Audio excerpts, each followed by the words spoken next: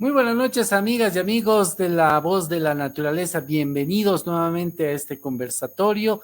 Después de solucionar un pequeño problema técnico, volvemos nuevamente al aire. Esta noche vamos con un conversatorio muy interesante, el cual hemos anunciado durante la semana. La deforestación para cultivar coca se agudiza en el sur del Timnis. Una mirada a un reportaje de La Brava. Y esta noche tenemos a una invitada de lujo, como ya lo habíamos señalado, Karen Gil. Ella es periodista de investigación, documentalista y actriz boliviana, y como periodista se especializa en temas relacionados a derechos humanos, esencialmente de las mujeres y pueblos indígenas. Querida Karen, bienvenida a La Voz de la Naturaleza. Gracias por aceptar la invitación. Gracias a ti, Antonio. Yo muy feliz de estar en este espacio para poder conversar sobre el reportaje, uno de los reportajes recientes de La Brava, en este caso, sobre la deforestación en el Timnis. Exactamente, querida Karen, y la verdad que este reportaje nos ha llamado poderosamente la atención, toda vez que de algún tiempo a esta parte se han invisibilizado justamente temáticas que están afectando esta área protegida nacional y que representa uno de los lugares, segundo lugar más megadiverso de Bolivia después del Madidi. Las comunidades del sur del territorio indígena y Parque Nacional Isigüero Sécure sienten el avasallamiento de los cocaleros. En este reportaje nos van a contar cómo está afectando el tema del agua potable, cómo se están abasteciendo estas 15 comunidades que se encuentran al interior justamente del área protegida y que se han visto afectados justamente por la presencia de colonizadores que están cultivando el cultivo de la coca, pero además están afectando los medios de vida. Este es un reportaje de La Brava y Mongabay Latam que se ha realizado y justamente Karen ha sido la autora de este interesante reportaje. Querida Karen, ¿cómo surgió? ¿Cuál fue la motivación para iniciar este reportaje que muy bien ha sido presentado en La Brava? Mira, este reportaje yo creo que tiene larga data porque yo tenía la intención de investigar sobre lo que estaba pasando en el sur del Timnis hace mucho tiempo a partir de mi primera visita que fue en 2012, donde ya me había dado cuenta que la situación era muy complicada, principalmente en relación a cómo viven los indígenas y la posibilidad de expresar o no sobre ciertas cosas. Ahí no, ellos no podían decir, por ejemplo, que en ese entonces estaban en contra de la carretera que iba a atravesar el Tifnis porque toda la presión del polígono 7 de la colonización pues les caía con todo.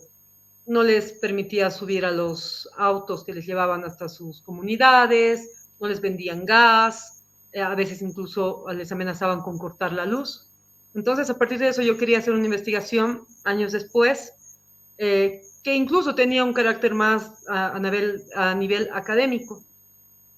Ya después se volvió más periodístico y para ver el tema de la deforestación precisamente, cómo se estaba impactando en este lugar esta problemática y cómo estaba impactando a los indígenas que viven en este parque. Ustedes saben que en el parque del Tifnis viven 3 pueblos, los chimanes, los mojeños trinitarios y los yuracarés. En la parte del sur solo están mojeños trinitarios y yuracarés, que ya desde la llegada de la colonización en los años 80 han tenido muchos problemas a partir de ello. Entonces, a partir de esa premisa, empieza este reportaje y así planteo a Mungabay, con quienes teníamos ya las ganas, si quieres, de hacer algo de forma conjunta. Pues planteé este tema, les pareció interesante y bueno, nos pusimos manos a la obra y entramos hasta el lugar. Exactamente, lo mencionábamos, ¿no? Esta área protegida es resguardada, por ejemplo, por el CERNAP, ¿no? ¿No es cierto? Que también han tenido una participación muy interesante, muy importante en el reportaje. Pero coméntanos acerca de estas 15 comunidades al interior, cómo son su forma de vida y cómo ha cambiado justamente a partir de este ingreso de los colonizadores en un área que es denominada Polígono 7 y que tiene también una interesante superficie de territorio y que además ha sido legalizado por el Instituto Nacional de Reforma Agraria, que también es responsable, se podría decir, de este, se podría decir, avasallamiento, ¿no? Claro, porque lo que ha ido ocurriendo en el Tifnis, en el sur del Tifnis, ha sido una cuestión sistemática desde los 80, cuando llegan los primeros colonizadores que son indígenas quechuas y aymaras, principalmente quechuas, a todo este lugar y empiezan a ingresar al Tifnis, donde los indígenas no han tenido la fuerza suficiente para poder, ¿qué te digo?, resistir a esta colonización. Entonces, muchas de las comunidades indígenas eran bastantes, principalmente yuracarés, han sido cooptadas por los cocaleros y a lo largo de los años las comunidades indígenas con estructura indígena se han convertido a una estructura sindical y han dejado de tener esta organización indígena y de ser territorio indígena. O sea, ellos no tienen el territorio colectivo como el resto del Tifnis, sino ya tienen propiedad individual y su organización es netamente sindical. Ellos pertenecen a la federación, a las 6 federaciones del trópico, por ejemplo. En cambio, las otras comunidades pertenecen a organizaciones indígenas que están divididas entre dos. Por un lado, la subcentral del Tifnis y por el otro lado, el Consejo Indígena del Sur, principalmente el Consejo Indígena del Sur se ha conformado al inicio para frenar esto, para frenar este avasallamiento, porque decían, no, la subcentral está muy lejos, entonces ellos han ido formando. Ahora en algunos momentos ha sido cooptada, por supuesto, ¿no? Pero ese ha sido el origen de esta organización. Y como bien dices, en los años 90, el mismo Estado ha legalizado esto, les ha dado de forma individual a estas comunidades que luego se han vuelto sindicatos y tenemos el Polígono 7, que si bien supuestamente está delimitado, que seguro más adelante en uno de los videos vamos a mostrar cómo está delimitado por la denominada línea roja, no se respeta. Frente a estos avasallamientos, en 1994, si mal no recuerdo, Evo Morales, que era el presidente de las 6 federaciones, y el que era presidente de la subcentral del Tifnis, se fue su nombre, pero es reconocido líder indígena, que inició la marcha indígena, ellos han firmado la línea roja. Era una línea que delimitaba y decían, bueno, hasta aquí no pueden ustedes pasar. Acá ya es territorio indígena. De aquí para allá ustedes ya han pasado, ya ni modo, pero acá ya no se puede. Pero no ha sido respetada. Muchas veces, según un estudio, hasta el 2010, me acuerdo que en el documental del Tifnis está lo que la Fundación Tierra ha ido midiendo, cómo se ha ido moviendo la línea roja, cómo se ha ido entrando en algunos casos. Y en este video que están viendo ustedes, que es un trabajo que está hecho a partir de imágenes satelitales, se puede ver la deforestación. O sea, la deforestación atraviesa esta línea que nosotros le hemos puesto amarilla, atraviesa, ¿no? Entonces, la deforestación es un modo de mostrar cómo está penetrando el sector cocalero, porque lo que hace el sector cocalero, una de las cosas de lo que hace es deforestar para plantar coca, principalmente. Exactamente, y estamos viendo la modificación desde el año 2006 de la cobertura y el uso del suelo, ¿no es cierto? Prácticamente el incremento de la superficie para producción de coca. Vemos, miren, en el 2015 cómo se va ampliando justamente esta frontera. Y al frente justamente vemos la parte verde, que es justamente la parte del área protegida donde se encuentran estas comunidades donde actualmente viven, pero están siendo afectadas justamente por este avasallamiento. Es importante también mencionar, querida Karen, que en el reportaje se habla de un movimiento de mojones o esta delimitación que tú bien mencionas justamente a partir de la expansión inclusive hasta el interior de estas comunidades. ¿Cómo han visto esto las comunidades y qué ha dicho el Instituto Nacional de Reforma Agraria acerca de estos movimientos ilegales que está afectando su territorio? Bueno, es necesario precisar que el reportaje se ha ido a dos comunidades, una que está en el medio del polígono 7, una de las pocas que todavía resiste, que desde lo que estamos viendo un poco más hacia abajo. Esta es Santísima Trinidad. Ella está rodeada por sindicatos. Entonces, todos los sindicatos, según lo que cuentan los comunarios y las autoridades, de todos los flancos están intentando ingresar, aunque sea un poquito, ¿no? Pero, por supuesto, deforestando.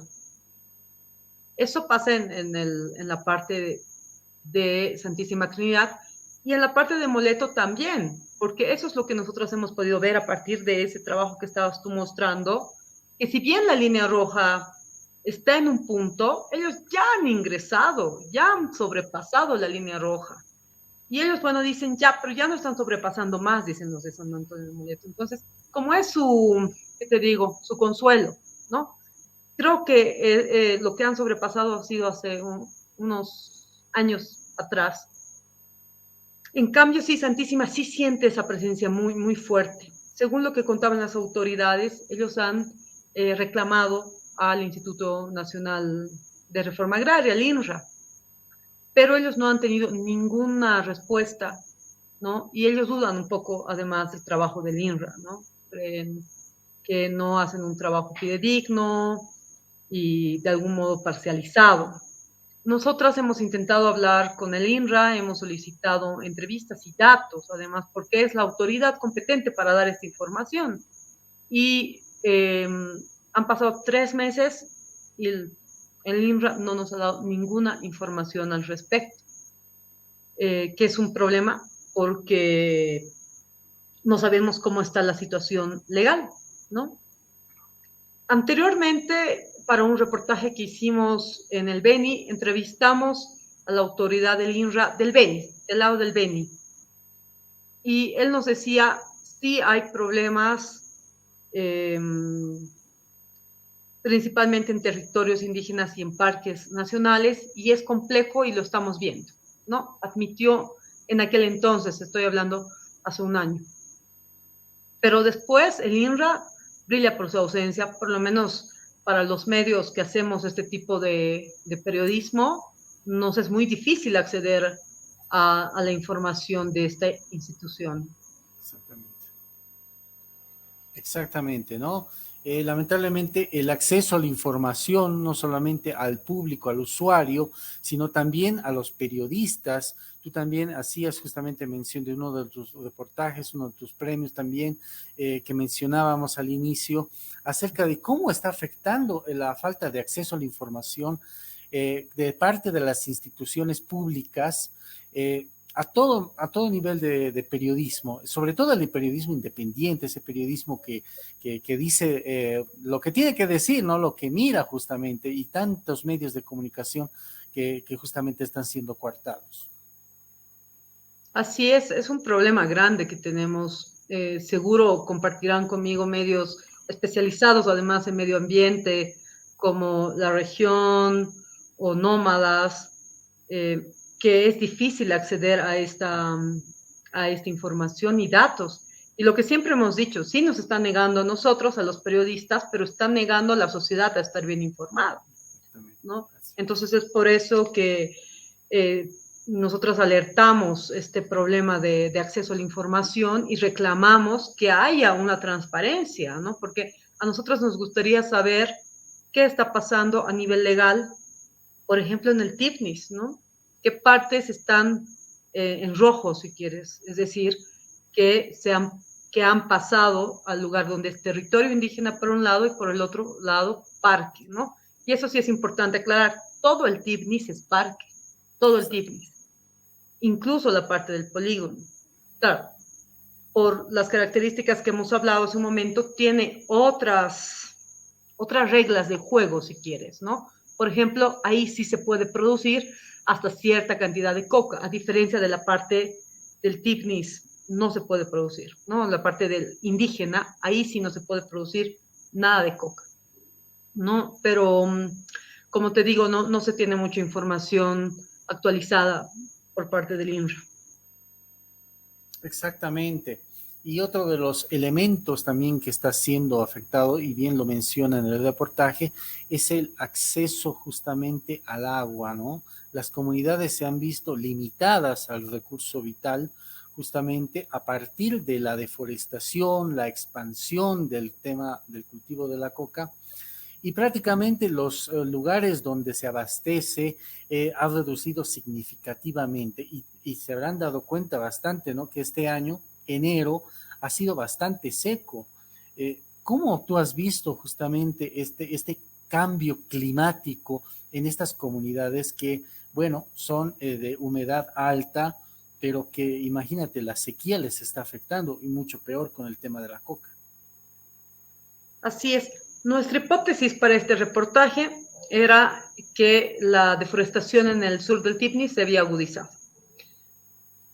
Fuimos con esa idea y también nos hicimos varias preguntas. Entre las preguntas que nos hicimos es, ¿y a qué está afectando esta deforestación? ¿Cómo la podemos visibilizar? ¿Cómo podemos ver? Entonces, en cuanto llegamos a las comunidades, empezamos a preguntar si han sentido algún tipo de problemas que se sabe que existe por la deforestación, por ejemplo, la falta de agua. Y sí, ¿no? Las comunidades a las que habíamos visitado han coincidido en que sí hay menos cantidad de agua. Uno, que han dicho, por ejemplo, que en los lugares donde están las nacientes de sus canales, que les llegaban agua por canales, porque algunos sí tienen, en las nacientes algo estaba pasando. Por eso cuando fuimos a los canales, ustedes en el reportaje pueden ver que nosotros hemos subido hasta los canales a las tomas de agua de las comunidades, están secas, sequísimas, ¿no? Algunos tenían muy poco agua. Exagero si te digo que se podía llenar 2 baldes de agua, ¿no? En los canales. ¿Y qué pasa? Les decíamos, es que más arriba están deforestando, ¿no? Porque ahí es donde hay coca, ¿no? Ahí están deforestando. Entonces, tú bien sabes que cuando talas los árboles, pues deja de haber estas aguas subterráneas, ¿no es cierto? Que es donde se canaliza el agua. Esa ha sido una de las cosas que más nos ha impactado porque la gente no tiene agua para consumir. Ahora, una cosa también es importante aclarar, y esto a la gente de Mungabay, por ejemplo, no les sorprendió mucho, que ninguna de las comunidades en el TIPNI, no sé, me animaría a decir en otros lugares también del país, tienen agua potable. Las aguas, no, el agua potable es para las ciudades. En muchos lugares toman agua de pozo, ¿no? Que con suerte lo filtran, ¿no? Y esto pasa lo mismo, o sea, sí habían estos canales, hay estos canales, pero no es que pasa por una potabilización del agua, ¿no? Y eso sí hay que aclararlo. Pero bueno, entonces, uno, que no tienen desde siempre agua potable. Dos, que el agua que les llegaba ya no les está llegando a sus pilas de sus casas. Entonces, tienen que ir de arroyos chiquititos, por ejemplo, lo que hemos visto en San Antonio de Moleto es que van unos arroyos muy delgados, que incluso la parte de abajo atraviesa por el camino donde llegan algunos autos, donde ya obviamente está siendo afectada el agua y de ahí toman agua. Solo una o dos personas en esta comunidad tenían estas bombas de agua para sacar de los pozos, ¿no es cierto? El resto tiene que tomar de ese arroyo o tomar del río, ¿no? Del río San Antonio de Moleto. Y lo mismo en las otras comunidades. Entonces, ese es un tema complejo. Nos dicen que el tema de las diarreas son frecuentes y otros problemas también por la falta de acceso a agua en general y acceso a agua limpia, ¿no? Ese es uno de los temas del agua. El otro, hemos preguntado estos ríos, porque hemos pasado por varios ríos, ¿no? Está el río Sesexama, está Moleto, está el Isiboro más adelante, y todos tenían un caudal más bajo. Este reportaje lo hicimos la reportería a finales del año pasado. Entonces, estaban con caudales bajos y nos decían esto, por ejemplo, en esta época debería estar mucho más alto. O sea, por ejemplo, este auto no debería poder pasar, ¿no? Por este lugar. Pero ahora pasa, ¿no? Y claro, si creo que pudimos ver una de las fotografías, si nosotros vemos, al lado del río están deforestando, ¿no? Entonces, es claro también lo que va a pasar, ¿no? Las lluvias son menores porque sabemos cómo ocurren las lluvias, ¿no? O sea, gracias al trabajo que hace el bosque, es que también hay lluvias, ¿no? Entonces, están sintiendo de muchas formas la falta de agua en el sur del Tigris. Exactamente, Karen, y justamente veíamos una mención a un informe de las Naciones Unidas contra las Drogas y el Delito, y muy bien lo menciona el video justamente que estamos mostrando. 46,000 hectáreas se han deforestado desde el año 2010 hasta el año 2014, solamente en el Tigris. Este es un dato que se ha ido agravando justamente a partir de justamente la colonización y el ingreso a esta área protegida. ¿Qué es lo que nos dice justamente este informe, querida Karen? Sí, este dato es en realidad una investigación que ha sido publicada en la revista Current Biology, que titula Nueva ley pone a zona crítica de biodiversidad boliviana en camino a la deforestación. Hace todo un análisis sobre la ley que recordarás en 2017, como que da vía libre para que se haga la carretera, ¿no?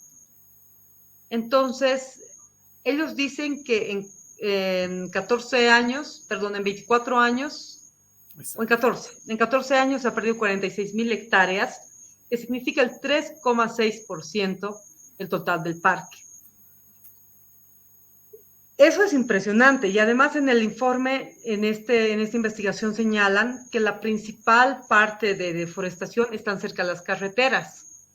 Entonces, por ello, en esta investigación se alertaba, o sea, se decía que ya si los caminos que están abiertos ya están permitiendo este nivel de deforestación, ¿qué podría pasar con la carretera que va a ingresar al medio del Tigris, donde todavía, según estudios, hay zonas vírgenes, es decir, donde el hombre, ni siquiera los indígenas han penetrado, ¿no? Entonces, ahí era la preocupación.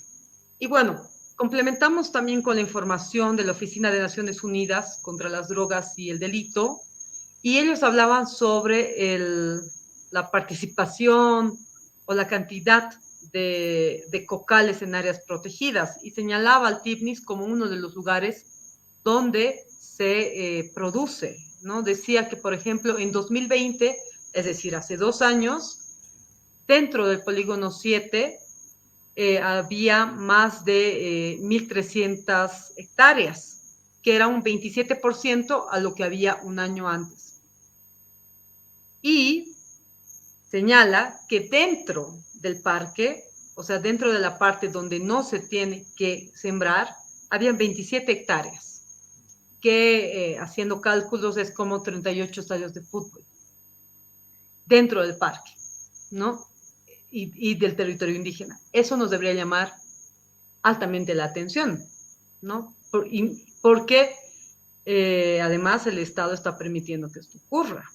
Y lo está diciendo la Oficina de Naciones Unidas con información del Estado boliviano, por supuesto. Exactamente. Y además hay que señalar que existe el Servicio Nacional de Áreas Protegidas, que muy bien lo menciona también en el reportaje, y que los mismos guardaparques, ante la falta justamente y la pérdida de financiamiento que recibían en años anteriores, ya no pueden movilizarse, no pueden llegar justamente a controlar el territorio, a vigilar y a tener justamente este control que deben tener todas las áreas protegidas. ¿Qué es lo que dice el CERNAP, querida Carmen?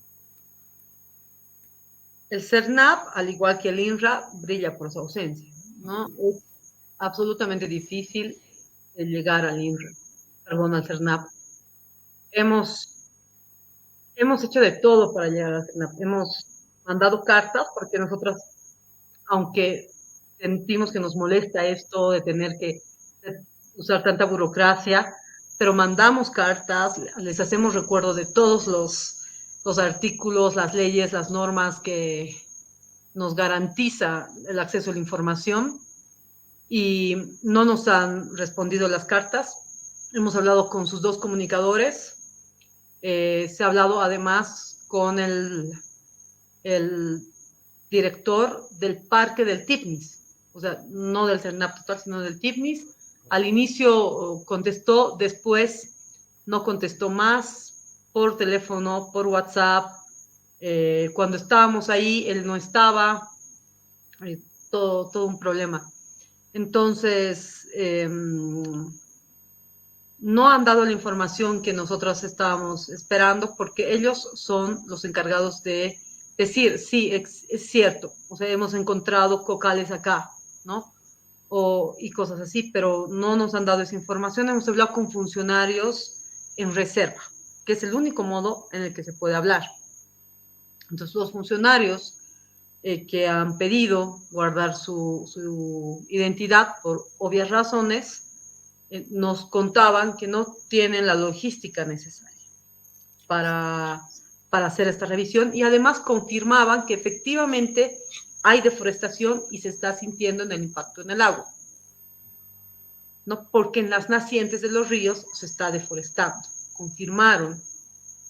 Y nos decían eso, nosotros, o sea, ni siquiera tenemos la posibilidad de un dron, ¿no? O sea, yo creo que ha sido la primera vez que han podido ver con las imágenes que nosotros hemos sacado, ¿no? Y lo mismo, ¿no? Las autoridades comunales nos dicen, a ver, vamos a ver, porque no sabemos qué está pasando, porque los de CERNAP no tienen este tipo de herramientas, ¿no? Tienen que pagar, y esto ya Abolac nos comentaba, Abolac nos decía, o sea, nosotros tenemos que poner la gasolina para la moto, tenemos que tener otro tipo de herramientas que nos permitan hacer nuestro trabajo, ¿no? Están trabajando en una precariedad muy grande, y esto ya lo habíamos develado el 2021 cuando hemos hecho una investigación de la situación del CERNAP a partir del caso del Parque Amboró, que está pasando por lo mismo, ¿no? Tú decías hace un momento, la mayoría de los parques están sufriendo este tipo de avasallamientos, ya sea por coca o para otro tipo de plantaciones o de actividades extractivas. Exactamente, Karen. Y mira, justamente revisando lo que es este reportaje, hemos podido también evidenciar el sentir de la gente, ¿no? Es decir, ya no cultivan, o sea, cultivan sus productos, pero además han visto como una forma de ingreso el de trabajar como jornaleros en la cosecha de la coca, que justamente trabajan para los colonizadores. ¿Cuánto pagan por lo jornal y cuánto saca, por ejemplo, un comunario, un indígena que justamente anteriormente se dedicaba a la recolección, a la caza, de subsistencia, obviamente. ¿Cuánto está cambiando y cuánto se está reduciendo la cultura justamente de estos pueblos? Este es un tema bien complicado y bien duro, porque ya decíamos, ¿no? La participación o la entrada de los cocaleros se da desde los 80 y se ha dado con mucha fuerza. Han entrado con no sé si arrasar, pero sí, de algún modo sí, porque también eran más que los indígenas en ciertos lugares, ¿no es cierto?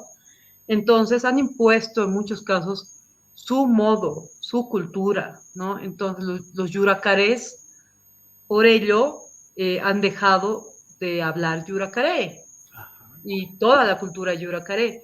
Y esto ha pasado hace tiempo, pero sigue pasando. Por ejemplo, cuando estábamos en San Antonio de Mole, también llamó mucho la atención esto.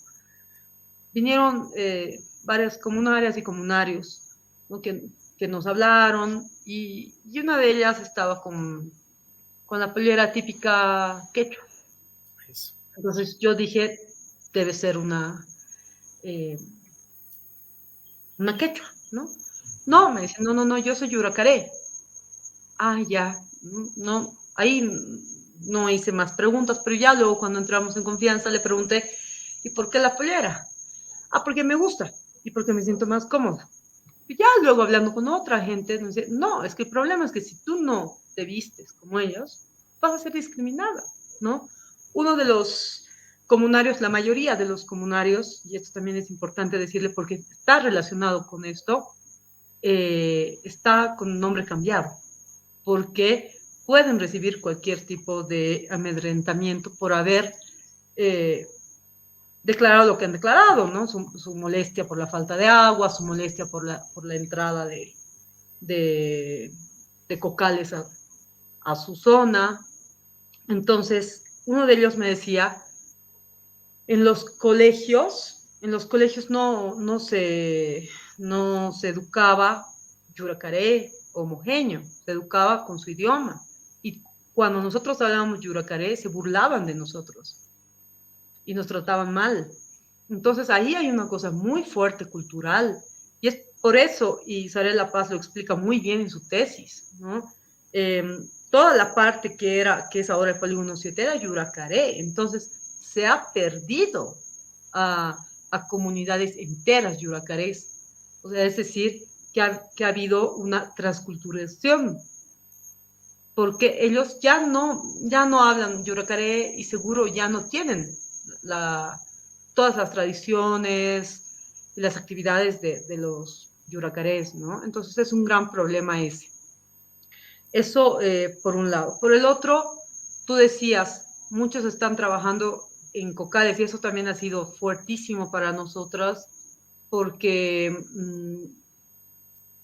los indígenas que sí eran artesanos, recolectores, en algunos casos también pesca y mucho con el tema del autoconsumo, ¿no es cierto? Se ven obligados ahora a ir a trabajar a los cocales porque es lo que les da dinero. Ganan entre 120 y 150 el jornal dependiendo de cuánta coca cosechen, ¿no? Eso varía, van familias, entonces, y les pagan a cada uno.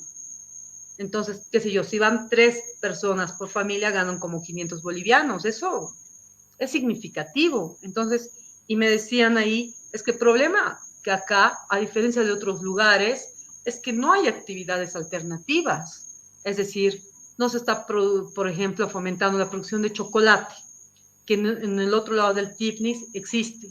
La anterior vez tú hablabas con Roberto y otra gente que te hablaba sobre cómo el turismo comunitario está, de algún modo, impidiendo que entren otras actividades extractivas, ¿no es cierto? Acá no, o sea, acá no está ocurriendo eso. O sea, el Estado ni otras organizaciones están llevando otras actividades alternativas, actividades económicas alternativas, para que la gente pueda ganar ingresos de esas y no tener que recurrir a la coca. Exactamente, y justamente lo que mencionabas acerca del reportaje de Roberto Navia, era que estos emprendimientos, que si bien tienen precios, costos prohibitivos para cualquier ciudadano normal, están de alguna manera protegiendo y creando una especie de conciencia misma en la propia gente que habita en el lugar. Prácticamente el área que tú cubriste, justamente la parte sur del Tignis, está desprotegida. Es un área que debería ser protegida, pero está desprotegida por la falta de control del Estado, la falta de control justamente de las autoridades departamentales, municipales, y la gente está en indefensión, y bien lo dices, ¿no? Están ingresando justamente a vivir una cultura que no les pertenece, a pichar coca, ¿no? A cultivar su cato de coca, y además de pensar y vestirse de la misma manera, todo para no ser discriminado y todo para ser parte integrante de una sociedad que lamentablemente está impuesta a partir justamente del año 2006, que ha ingresado justamente el gobierno del MAS y que ha permitido justamente esta aculturización justamente de parte de los pueblos indígenas, que en vez de ser reconocidos en la Constitución, están siendo cada vez vulnerados sus derechos. Claro, hay una indefensión, y bien lo explicaba Sarela, y está en el reportaje, ¿no? Sarela ha trabajado, Sarela Paz es una socióloga muy reconocida, ha trabajado muchos, muchos años en el TIPNIS de distintos modos y se conoce todo el TIPNIS, ¿no? Entonces, creo que es una persona indicada para hacer este análisis. Y ella decía, el problema de la agresividad que se está viviendo en este lugar les lleva a los indígenas no a resistir, ya no están pudiendo resistir.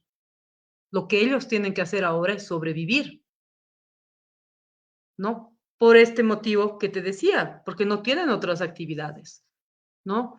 Y eso se ve claramente, ¿no? Se ve claramente el hecho, por ejemplo, muchos de los comunarios además están empezando a producir algo de coca. Entonces, en algunos casos ya no son solamente organizaciones indígenas, principalmente en estas comunidades que están dentro del polígono 7, no tanto en el otro lado, ya donde la línea está más marcada, ahí hay ese freno. Pero en el otro nos decían igual de forma reservada, no, pues es que no hay otra, que tú te tienes nomás que convertir y tienes que ir a vender a Sacaba, ¿no? Donde van a vender la mayoría de los cocaleros la coquita, ¿no? Porque si no, ¿qué hacemos? ¿No? Entonces es una situación muy compleja la que están viviendo las comunidades indígenas en el TIPNIS. Y hay otro tema que esto sí hay que tocarlo como con pinzas, porque más allá de los datos que hemos brindado de la Oficina de las Naciones Unidas, no hay, no hay más información, pero se dice que hay muchas factorías, ¿no? En distintos lugares del sur del Tignis también. Y bueno, ustedes si ven también la prensa, vamos a ver que se ven ahí, ¿no? Erradicaciones, o se ven que se han encontrado fábricas de cocaína en distintas comunidades del sur. También esto lo han ido mostrando, incluso el mismo gobierno, ¿no? El mismo gobierno del entonces presidente Morales mostraba que habían ahí factorías, ¿no? Eso también genera una suerte de vulneración y los pone en mucha vulnerabilidad a los indígenas.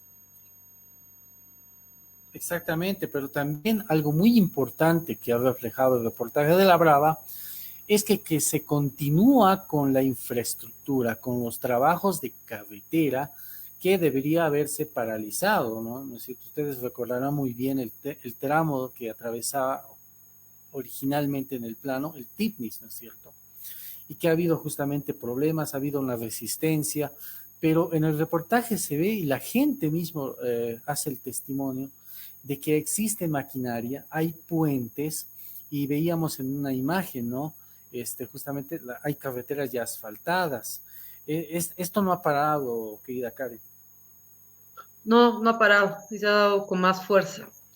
Les contaba en un inicio que yo he estado en este mismo lugar, en el sur del Tifnis, en 2012, muy cerquita de la marcha, que se oponía a esta carretera, pero no se oponía a la carretera como tal, y los indígenas no se oponen a la carretera como tal. Lo que cuestionan es que el tramo esté planeado pasar por el corazón del Tifnis. Ellos dicen, tal vez pueden ir por este otro lado, donde incluso hay más comunidades indígenas y donde la carretera puede favorecer más a estas comunidades, pero están entrando por otro lado, o está planificado entrar por otro lado. En ese entonces, llegar a San Antonio de Moleto era muy difícil. Es más, yo no pude llegar a San Antonio de Moleto. Llegué solamente a San José de la Angostura, que está un poco antes. Llegamos en estos autos grandes, Unimog les llamaban, que son los resabios de la Segunda Guerra Mundial, porque tienen llantas altas y los ríos, el Isiboro y otros, era difícil pasar con cualquier otro auto, entonces solamente pasaban estos camiones. Ahora esos ríos ni los ves porque los puentes están sobre. Te decía, no se podía ir hasta San Antonio, llegábamos hasta una parte de un sindicato, y del sindicato teníamos que caminar media hora cruzar el río y recién llegabas a la comunidad San José de la Angostura, y de ahí nos decían que o por río o a pie subías hasta San Antonio de Moleto. Pero ahora todos esos caminos lo han ido arreglando. Ya se puede llegar a San Antonio de Moleto. Yo he quedado sorprendida porque lo que la anterior vez nos ha llevado muchas horas llegar a este lugar, ahora hemos llegado en 2 horas, ¿no? O tal vez menos, desde Isinuta, que empiezan los puentes. Menos incluso.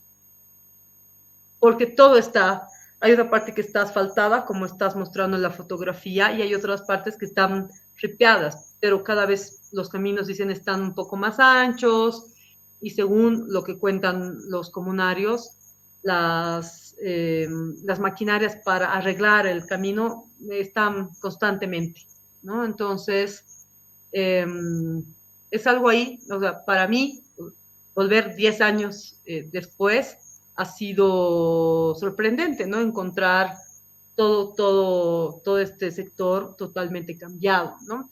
Y eso por este lado. Por el otro lado, por el lado del norte, también La Brava, otro equipo periodístico de La Brava, cuando estaba haciendo reportajes sobre la autonomía del territorio indígena multiétnico, ha visto cómo también está avanzando esa parte de la carretera, o sea, por el otro lado, ¿no? La parte en San Ignacio de Mojos, que está afectando, que va a afectar no solamente, y eso es importante que lo sepan, la carretera no solamente va a afectar al territorio indígena Siboro-Secure, sino a este otro territorio, al territorio indígena multiétnico, donde viven 5 pueblos indígenas.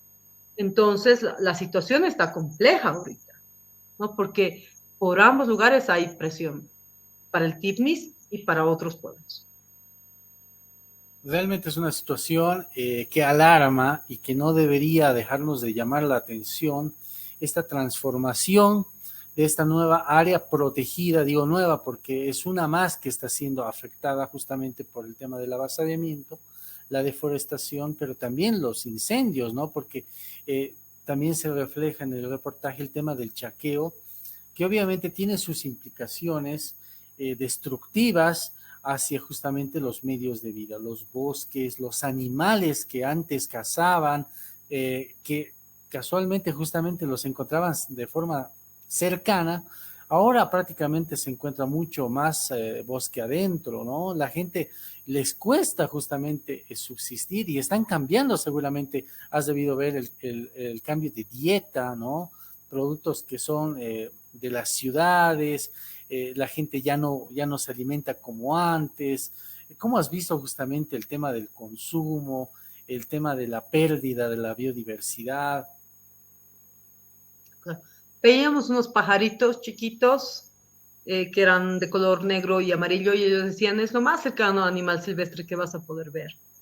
¿no? En algunos, sí, en un río también hemos visto unas huellas de algún animal silvestre que no pudimos identificar qué era.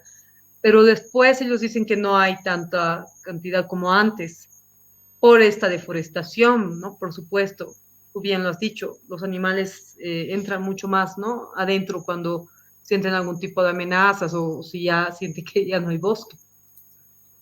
Y en su alimentación sí se siente, por supuesto, ¿no? Por ejemplo, si antes se comía más pescado y animales silvestres Silvestres. como jochi, taitetú, el ñeque, no me acuerdo qué le dicen ahí, que es pero el venado pequeño, eh, ahora no se consume tanto eso, se consume más pollo, por ejemplo, ¿no? Y el pollo que comemos acá, no el pollo criollo, ¿no? Que por ejemplo en el lado norte del Tignis, sí comen todavía su pollito criollo, ¿no? O al menos hace algunos años cuando he ido por ahí comían eso, comían hochi, comían mucho pescado por ahí. Acá no hemos visto eso, ¿no? Lo que se compra en las tiendas, en las carnicerías, es pollo, ¿no? Como casi en todas las ciudades del país, ¿no? Exacto. Exactamente, pero también hay un tema muy interesante que también refleja el reportaje y es justamente el tema bueno, hablábamos de la pérdida de la cultura, de la alimentación, pero también la influencia de otras actividades ilícitas, hablábamos del tema de las factorías. Tú hiciste un reportaje muy hermoso en el tema de la caña de azúcar al norte de La Paz y reflejaste el tema de la trata y tráfico, el tema también del tráfico de vida silvestre, la caza indiscriminada. ¿Tú notaste que este tipo de ilícitos están llegando o podrían llegar a esta área protegida justamente a partir de este avasallamiento sistemático que está ocurriendo? Hay preocupación en las familias, ¿no? Cuidan mucho a sus niñas, por ejemplo, ¿no? Para que no haya estos raptos y demás, ¿no? Eh, Hay esa preocupación, pero no hemos escuchado denuncias así como explícitas, ¿no? Eh, Hace años yo ya en la parte más del Chapare he visto que, por ejemplo, es como normal que las chiquitas de 12, 14 años o se prostituyan o salgan con mayores, ¿no? Con personas muy, muy mayores. Acá no hemos visto, por suerte, eso, no hemos encontrado ello. Pero sí hablábamos con una profesora y también con madres y padres de familia, nos decían, sí, pues hay que cuidar más a los chicos, ¿no? Estamos ahí y a las chicas, estamos pendientes de que no pase nada de ello.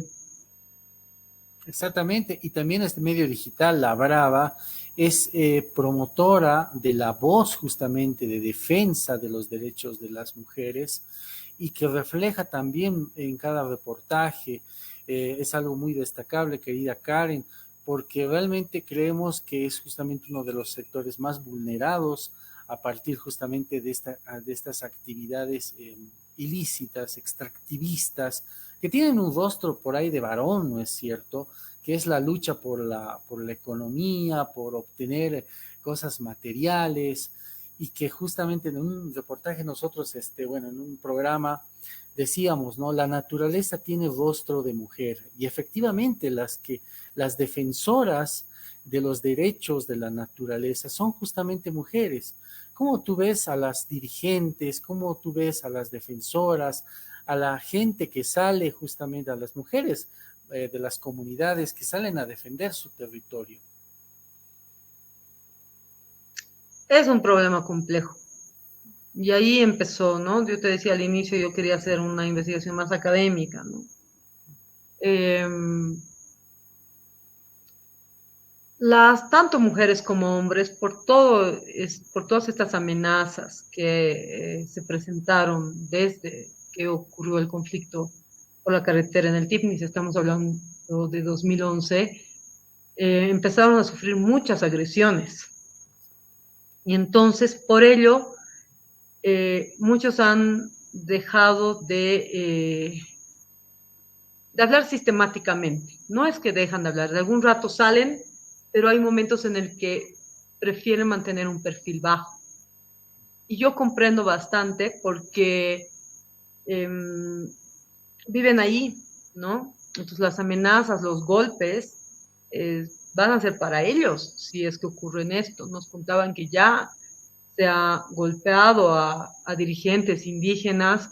Por ejemplo, el presidente de la subcentral del TIPNIS, don Benigno, nos decía, yo no tengo pisada en el sur del TIPNIS. Yo quiero saber qué está pasando, pero no puedo ir ahí porque ellos me relacionan con eso, ¿no? El que se opone al desarrollo, el que no quiere la carretera y demás.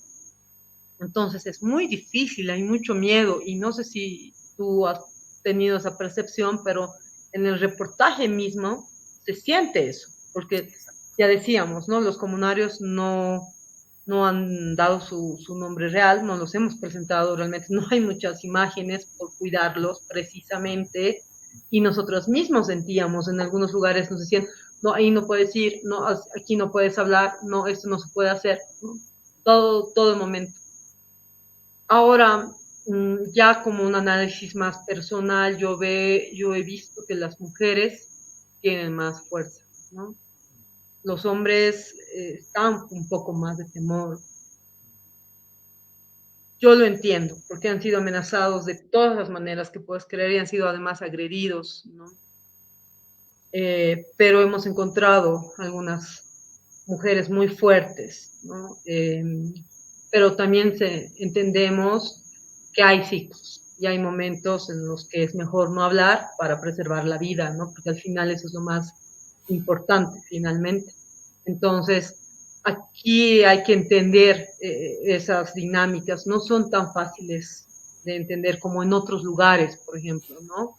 En Tarquía, no sé, tal vez en el mismo Madrid, pero donde también las mujeres están siendo amenazadas, no sé, Ruth Alipas, que es una de las defensoras más visibles, ha sufrido un montón de amenazas, ¿no? Y también otros como Alex Vilke y demás. Entonces, la situación ahorita está complicada, uno no puede ser defensor así nomás, ¿no? Por suerte no ocurre lo que ocurre en Colombia o en Brasil, donde mueren muchos defensores indígenas y defensores ambientales, ¿no? Ambientalistas, pero acá sí se está poniendo también un poco más dura toda la defensa por la naturaleza. Exactamente, ¿no? Muchos defensoras, defensores están siendo amenazados, amedrentados justamente por estas actividades, ¿no? Que no solamente, bien lo decía, no solamente pasa en el Timnis, pasa en el norte de La Paz, pasa en Tariquía, pasa en Tarija, pasa en Santa Cruz, pasa en todo lado de Bolivia, justamente por este desarrollo, este modelo de desarrollo que está destruyendo prácticamente nuestros recursos naturales, que debería ser lo primero que deberíamos proteger. Querida Karen, ¿qué más puedes complementar acerca de este reportaje? Algo también que te gustaría compartir justamente con la gente que está justamente pendiente de las publicaciones de La Brava. Sí, pues creemos que este tipo de reportajes son importantes en la medida que van sacando información de forma profunda de lo que está ocurriendo en los territorios, ¿no? Información que no es fácil que salga, ¿no? Además de manera tan explicada y, por supuesto, responsable, ¿no? Cada dato que está ahí está totalmente corroborado. Ha sido difícil conseguir toda esta información, ya hemos dicho por todo el problema del acceso a la información, también por todos estos miedos que existen en el territorio, ¿no? Llegar a estos lugares además son complicados por distancia y por falta de recursos económicos, pero visibilizarlos creo que es importante, porque así también no solo la sociedad se va a enterar, sino también el Estado esperemos que haga algo al respecto, ¿no? No sé qué podría hacer, pero por lo menos mostrar información de lo que está ocurriendo debería ser un buen paso, ¿no? Un buen paso por ahí. Y lo mismo con otros territorios indígenas. Esto está ocurriendo en varios territorios indígenas de distintos modos, seguro, ¿no? Pero esta fuerza, estos avasallamientos que existen, ya sean por cocaleros, por gente de soya, por mineros, eh, por colonizadores, demás, pero se está dando en casi todos los territorios indígenas de la Amazonía, ¿no? Que en muchos casos coinciden con parques nacionales. Entonces, por eso tener este tipo de materiales creo que es muy importante y difundirlos, ¿no? Por eso yo agradezco mucho, Antonio, este espacio para poder profundizar sobre esta temática. Los agradecidos somos nosotros, querida Karen, porque cada reportaje que emite justamente, publica la Brava, es justamente altamente valorable, ¿no? Y creemos que toda la gente que está justamente comprometida con la defensa de los derechos de la madre naturaleza y también con nuestros recursos, con nuestra propia biodiversidad, pues deben justamente imbuirse de este tipo de material que lo único que hace es visibilizar una problemática que la tenemos a diario. Esto ocurre en este momento, va a ocurrir mañana y va a ocurrir pasado. Entonces, necesitamos llamar la atención, ser la voz de la naturaleza justamente para que la gente pueda tener un poco más de conciencia, sobre todo las autoridades, ¿no? Que lamentablemente, como ya lo hemos dicho, no están justamente siendo accesibles con la información que todos tenemos el derecho de conocer y saber. Querida Karen, ¿qué publicaciones más se vienen en La Brava? ¿Cuáles son los próximos proyectos, los próximos viajes? ¿Qué se tiene en mente en este medio digital?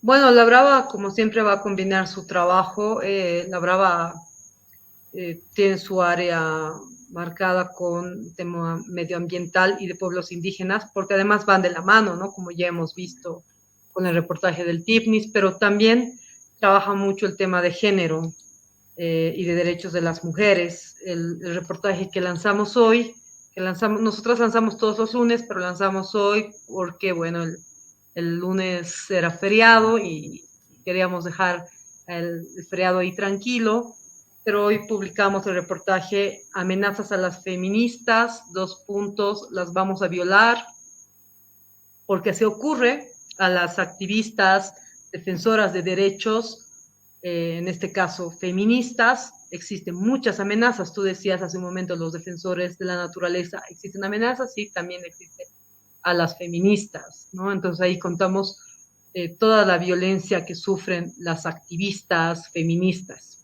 Y tenemos otros reportajes planificados para este mes, entre ellos igual vamos a contar la historia de cómo el tema de cuidado afecta a las niñas, que en muchos casos las niñas tienen que ser las que cocinan, las que limpian y otro tipo de trabajos. Después también estamos planificando cómo cómo se afecta a la salud de las personas con cáncer por la falta de infraestructura hospitalaria. Y bueno, también tenemos otros reportajes pensados más en el área de medio ambiente y de pueblos indígenas. Vamos a seguir con los pueblos en primer contacto, que están principalmente con los chimanes y los cejas, que están siendo vulnerados, no tienen territorio. Los cejas además están siendo contaminados por el agua con mercurio, tienen altísimos niveles de mercurio. Eso hemos publicado en la anterior semana, pero vamos a seguir continuando con reportajes que puedan visibilizar estas problemáticas, principalmente la falta de territorio, que no solo afecta al no tener territorio, sino el hecho de no tener territorio hace que no tengan escuela, que no tengan posta sanitaria y otros derechos fundamentales. Entonces, bueno, por ahí vamos a ir trabajando en estos meses. Muchas gracias, querida Karen. La verdad que estamos muy agradecidos contigo, con La Brava, por este excelente reportaje y por dar a conocer a la población, a la gente que nos sigue acá en La Voz de la Naturaleza, los pormenores justamente de este reportaje y además de los próximos reportajes que se vienen y los que ya fueron publicados. Así que invitamos a toda la gente para que hagan un clic en la página justamente de La Brava y vean justamente y bueno, pues puedan compartir, puedan también debatir, ¿no? ¿No es cierto?, acerca justamente de esta información que es muy valiosa y que debe ser dispuesta para toda la población. Te agradezco mucho, querida Karen, gracias por estar nuevamente aquí en La Voz de la Naturaleza.